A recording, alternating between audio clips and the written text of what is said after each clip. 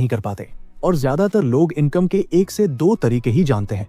लेकिन आपके पास पैसे कमाने के जितने ज्यादा तरीके होंगे, आप उतनी सिक्योर और लग्जरी लाइफ जी पाएंगे। तो चलिए देखते हैं वो 10 सोर्सेज ऑफ इनकम जिससे आप एक रेगुलर पैसिव इनकम बिल्ड कर सकते हो। Number 1, business ownership. ये वो इनकम होती है जहाँ पे आप एक सेल्फ एम्प्लॉयड से बिजनेस ओनर बनते हैं। बिजनेस ओनरशिप का मतलब है कि आप किसी शॉप, स्टार्टअप या कंपनी के मालिक बनते हैं, जहां आप किसी प्रोडक्ट या सर्विस को उसकी मार्केट वैल्यू से हायर प्राइस पर सेल करते हैं। बिजनेस ओनरशिप में भी इनकम 2 टाइप की हो सकती है, एक्टिव इनकम और पैसिव इनकम। एग्जाम्पल के लिए आप एक रेस्टोरेंट चलाते हो जहां आप कोई फूड आइटम्स बनाकर सेल करते हो, तो ये एक एक्टिव इनकम होगी, क्योंकि यहाँ आप प्रोडक्ट खुद अपने हाथों से बनाते हो। इसमें भी आप जब तक काम करेंगे तब तक आपको पैसे मिलेंगे।